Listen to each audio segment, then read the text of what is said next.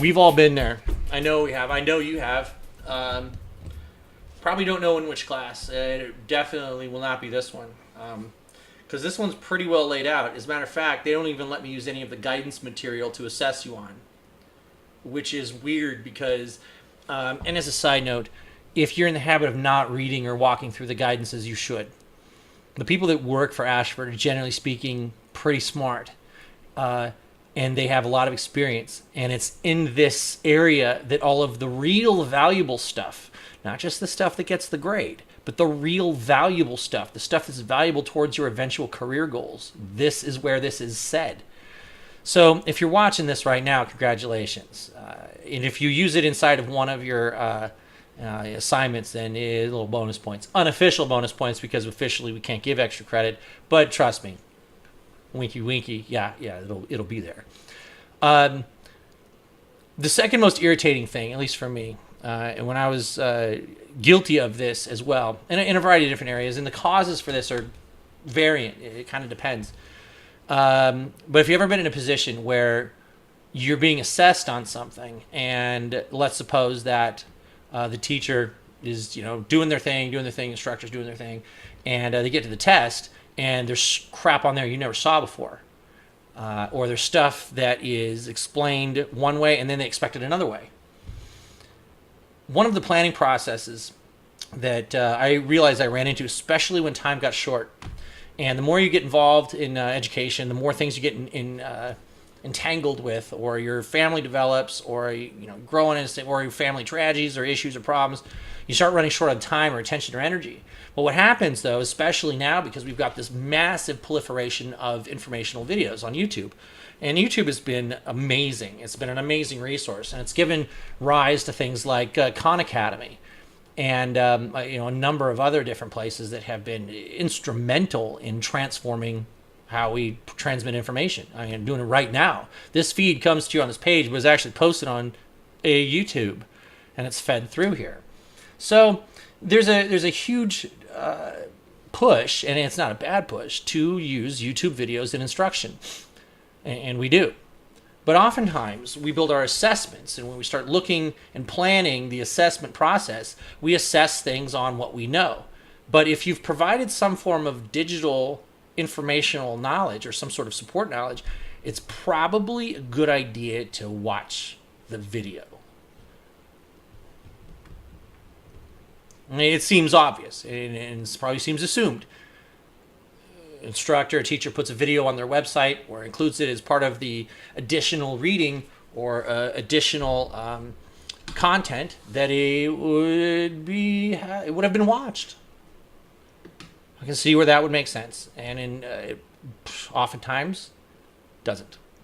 And I used to make a lot of my own videos, and for the same reason, where I didn't want to watch, I didn't have time to watch other people's stuff, so I just make it myself, so I knew it was on it.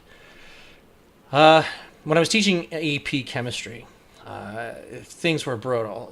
Things were life brutal, class was brutal. It was just brutal class and impossible. I mean, the pass rate for the AP Chem exam is like 30% nationally. It's ridiculous. They should put it over 2 years at least. So anyway, there's a whole different ballgame right there. So what I would do is I would find videos online and just throw them. It's like, here, just watch this. And I would put them up there for the homework and watch that. And as it is with math or any kind of procedural problem, there's more than one way to do things. So as I would go through and grade them on what they did, oftentimes I tended to mark them down on certain, like if they didn't do it exactly the way that I had shown them to do it. Didn't make it wrong, I just took points off for procedural stuff. And these are AP kids, so they pay attention. And so they would come up and go, Mr. Temple, the video you posted said we could do it like this. Nice duck. Now what do? Do you say, yeah, kid, you're right. As a matter of fact, I should have known that. I'm a moron. As a matter of fact, you should never listen to me again because I'm a retard and I should not be teaching this class. I mean, granted, that's a bit extreme, but that's what you're thinking to yourself in your head. Or do you just go, yeah, that's fine. You just mark and blow it off. But, on the inside here, you're kicking yourself because the kid caught your mistake. And that's not good for the machismo, if you know what I'm saying. It's not good for the confidence. It doesn't build confidence in the students that you know what you're doing. And the student's perception of what you're doing and how you're doing it is one of the biggest motivational factors there is. Perception is everything.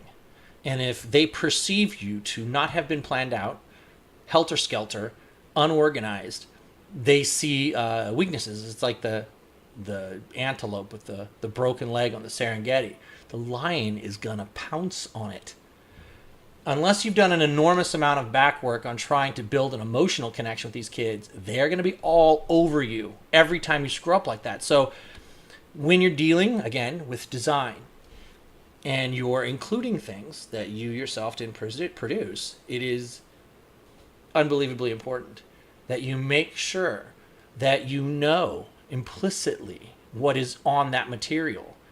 If you don't, you'll have skipped one of the biggest parts of the whole design and planning process, and that's the acclimation, inquiry of materials and media that you need to be able to use for producing your learning experience. I'm sure that you've probably had experiences like that on your own. If you had, please feel free to share them. I think that's, and the discussion board is, for the discussion, but if you want to throw something else in there too, that's what it's there for. You just put in at the top or on the subject line, just put off topic, but ... and throw it in there. It's like, or did you see the guidance, this one here, when he said, no, that's part of it as well. And that counts big time for your discussion points and stuff, because you get points for that stuff. And plus, it'll make me feel like really happy, warm, and fuzzy that somebody's actually watching this, because traditionally they don't. So I'll stop talking now, because you're probably not watching this anyway.